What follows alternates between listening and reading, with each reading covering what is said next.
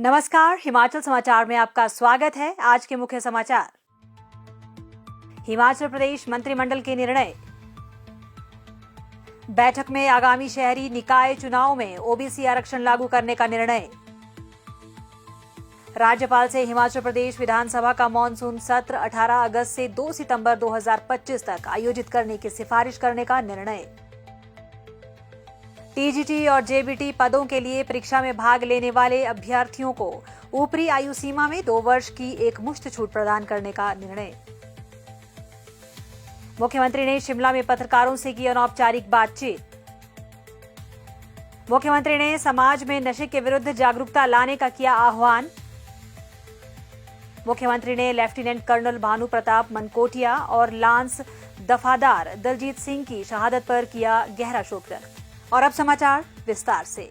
मुख्यमंत्री ठाकुर सुखविंदर सिंह सुक्खू की अध्यक्षता में आज शिमला में आयोजित प्रदेश मंत्रिमंडल की बैठक में आगामी शहरी निकाय चुनावों में ओबीसी आरक्षण लागू करने का निर्णय लिया गया।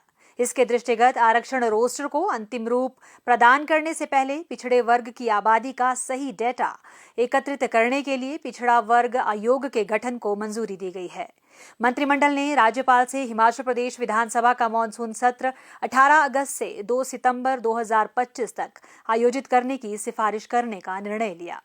बैठक में हिमाचल प्रदेश राज्य चयन आयोग द्वारा आयोजित टीजीटी और जेबीटी पदों के लिए परीक्षा में भाग लेने वाले अभ्यर्थियों को ऊपरी आयु सीमा में 2 वर्ष की एकमुश्त छूट प्रदान करने का निर्णय लिया गया।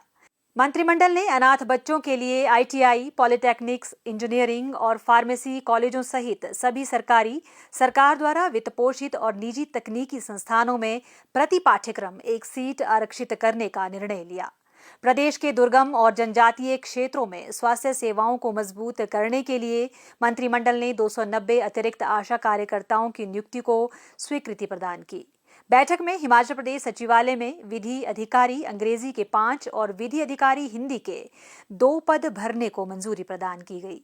इसके अतिरिक्त मंत्रिमंडल ने भरमौर, पांगी और स्पीति में एकीकृत जनजातीय विकास परियोजना के कार्यालयों में अनुसंधान अधिकारी के 3 पद सृजित कर इन्हें भरने को भी स्वीकृति प्रदान की। प्रदेश में हाल ही में मॉनसून के दौरान भारी बारिश के कारण हुए व्यापक क्षति के दृष्टिगत मंत्रिमंडल ने राहत शिविरों में रह रहे प्रभावित परिवारों को किराए के रूप में वित्तीय सहायता प्रदान करने के लिए कार्योत्तर स्वीकृति प्रदान की।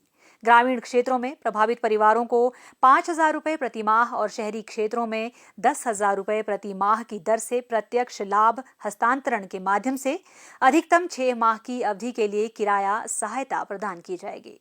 विनिर्माण इकाइयों में अवैध गतिविधियों पर अंकुश लगाने के लिए मंत्रिमंडल ने प्रत्येक डिस्टिलरी, बॉटलिंग और ब्रूअरी संयंत्रों में 2 होमगार्ड तैनात करने का निर्णय लिया। इसके अतिरिक्त प्रत्येक संयंत्र में एक राज्य कर एवं आबकारी अधिकारी की नियुक्ति को भी मंजूरी दी गई। एक निर्धारित अवधि के बाद अधिकारी का उसी जिले में अनिवार्य रूप से रोटेशन किया जाएगा। बैठक में जिला कांगड़ा में 10 लघु खनिज खदानों की नीलामी और जिला बिलासपुर में 11 खदानों की पुनः नीलामी को मंजूरी दी गई। इससे प्रदेश के राजस्व में 18 करोड़ 82 लाख रुपए के राजस्व के साथ साथ प्रत्यक्ष और अप्रत्यक्ष रोजगार के अवसर पैदा होंगे और इससे अवैध खनन पर भी अंकुश लगाने में मदद मिलेगी।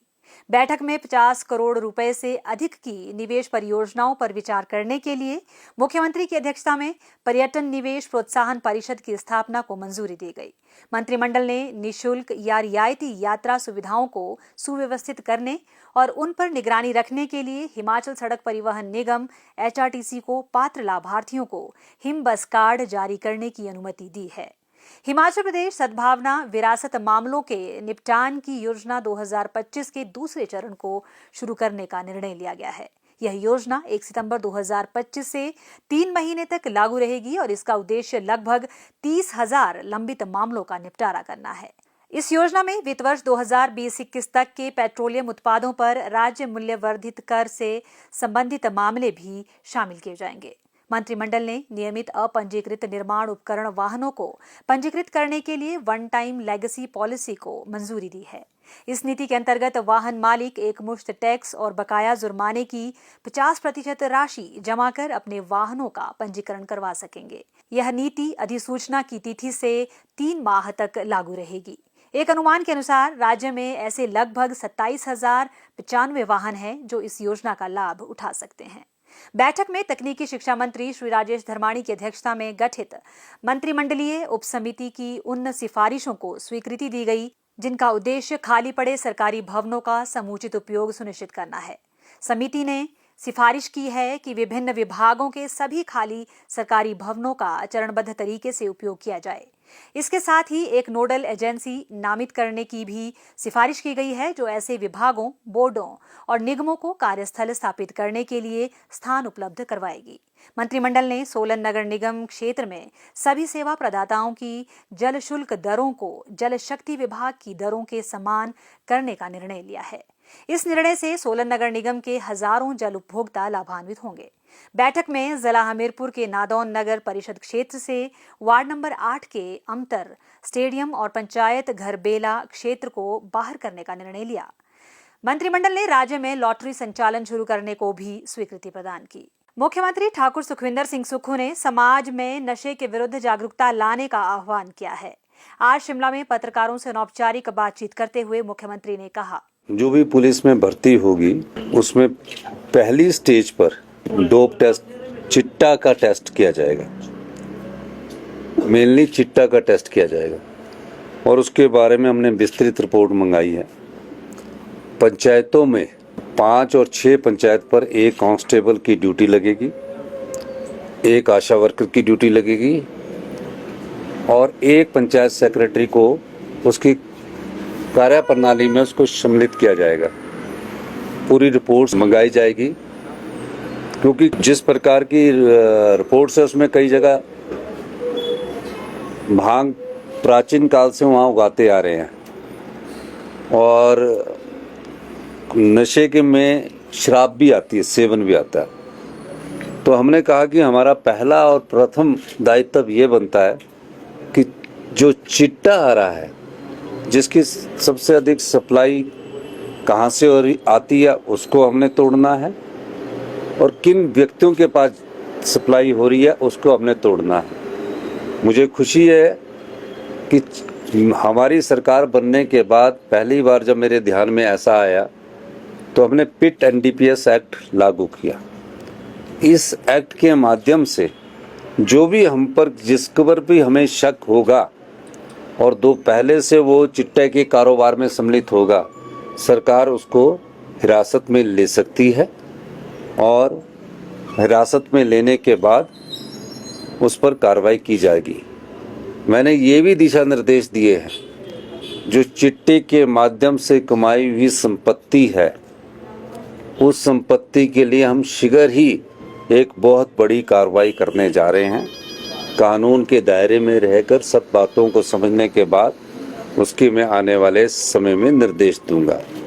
और चिट्टा में सम्मिलित जो भी व्यक्ति सरकारी कर्मचारी है या कोई अधिकारी पाया गया, उस मामले में भी हमारी सरकार कठोरतम कार्रवाई करेगी। पुलिस की अभी हमारी और पोस्ट निकलने वाली है।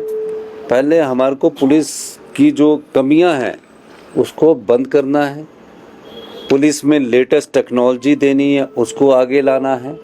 और जहां पुलिस स्टेशनों को हमने ग्रेडिंग की है, A grade police station, B grade police station, C grade police station, D grade police station, जहां बहुत ही कम पॉपुलेशन है उस पुलिस स्टेशन को हमने कहा है कि जहां बहुत कम क्राइम है उसको हमने कैटेगरी डी में रखा है और जहां क्राइम की संख्या ज़्यादा है उसको हमने ए ग्रेड में रखा है। पॉपुलेशन ज़्यादा है वहाँ पुलिस की स्ट्रेंथ को, जो आज के नॉर्म्स के हिसाब से पुलिस की स्ट्रेंथ है, उसको बदलकर ज़्यादा पुलिस स्ट्रेंथ दी जाएगी ताकि इसमें हम अधिक से अधिक कार्रवाई करेगी। मैं ये भी चाहूँगा कि समाज के लोगों को इसमें जागरूक होना पड़ेगा, पत्रकार बंधुओं को भी इसमें जागरूक होना पड़ेगा और समाज के जितने भी वर्ग हैं उसको हमको जागरूक रखना पड़ेगा, तभी हम सब मिलकर इस पर सख्त कार्रवाई कर सकते हो। मुख्यमंत्री ठाकुर सुखविंदर सिंह सुक्खू ने लद्दाख क्षेत्र की गलवान घाटी में पत्थर गिरने से हुई दुर्घटना में सेना के अधिकारियों के निधन पर गहरा शोक व्यक्त किया है। इस दुर्घटना में जिला कांगड़ा के लेफ्टिनेंट कर्नल भानु प्रताप मनकोटिया और गुरदासपुर के लांस दफादार दलजीत सिंह की शहादत हुई है और सेना के 3 अन्य अधिकारी घायल हुए हैं। मुख्यमंत्री ने कहा कि लेफ्टिनेंट कर्नल भानु प्रताप मनकोटिया और लांस दफादार दलजीत सिंह को अपने कर्तव्यों के निर्वहन और देश के प्रति उनकी अमूल्य सेवा के लिए सदैव याद रखा जाएगा। उन्होंने कहा कि राज्य सरकार दुख की इस घड़ी में लेफ्टिनेंट कर्नल भानु प्रताप मनकोटिया और लांस दफादार दलजीत सिंह के परिवारों के साथ है। उन्होंने ईश्वर से दिवंगत आत्मा की शांति और शोक संतप्त परिजनों को इस अपूरणीय क्षति को सहन करने की शक्ति प्रदान करने की प्रार्थना की। हिमाचल समाचार देखने के लिए सब्सक्राइब करें यूट्यूब चैनल हिमाचल समाचार, लाइक करें Facebook page information and public relations department Himachal Pradesh और CMO हिमाचल। फॉलो करें X @DPRHP और CMO हिमाचल। फॉलो करें इंस्टाग्राम @DIPR हिमाचल और CMO हिमाचल। विजिट करें वेबसाइट www.himalpr.gov.in। इस अंक में इतना ही। कल फिर होगी मुलाकात। दीजिए इजाजत। नमस्कार।